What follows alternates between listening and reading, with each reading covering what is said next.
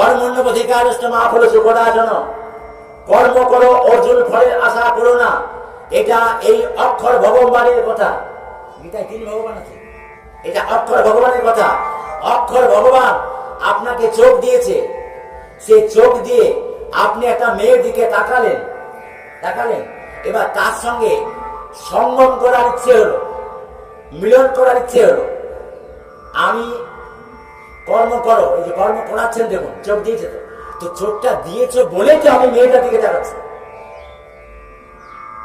চোখ দিয়েছ বলে তো আমি মেয়েটার দিকে তাকাচ্ছি। কর্ম করো, ফলের আশা করো না। দেখুন কত চালাক।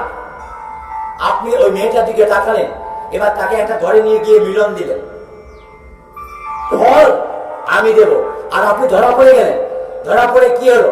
আপনার জেল হয়ে গেল, আপনার ফাঁসি হয়ে গেল। বলে বৃন্দাবন বিহারী লাল কি। বাস্তব কথাটা আমি সত্যি না মিথ্যা বলছি বলুন? এটা মিথ্যা না সত্যি?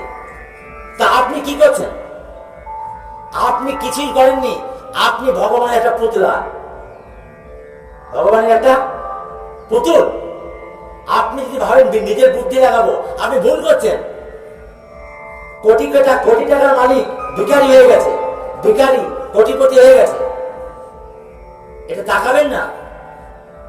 তাহলে এই যে ওমকার ভগবান, যিনি গীতাতে বলছেন অক্ষর ব্রহ্ম, যাকে বলা হয় ওম ইতি এক অক্ষরম মন্ত্র বিহারণ মামুসরণম, যে আমার নাম হচ্ছে ওম। এটা মৃত্যুকালে যদি কেউ জপ করতে করতে মরে, তাহলে পরে সে আমাকে লাভ করে। তাকে লাভ করে ওমকার ভগবানকে। তো যখনই আপনি তাকে লাভ করবেন, আবার তো আপনার মৃত্যু হবে, জন্ম হবে। এটা ওমকার ভগবানের কাজ।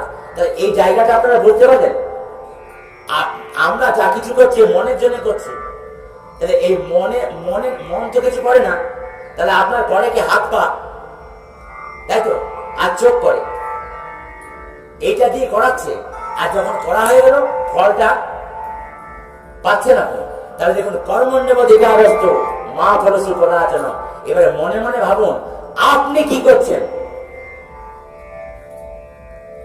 আপনার জীবনে যা কিছু খারাপ কর্ম, এটা কিন্তু অক্ষর পুরুষ তিনি করাচ্ছেন। তার এক বিশাল জাল আছে, কিন্তু সে জালের মধ্যে পড়ে আছেন আপনি, আপনাকে খারাপটা করাচ্ছেন। আর তার উপরে আছে পুরুষোত্তম। আপনাকে কেউ বলেছে পুরুষোত্তমের কথা? গীতার রহস্য জানতে গেলে এক্ষুনি চ্যানেলটিকে like, comment, share and subscribe করে রাখুন।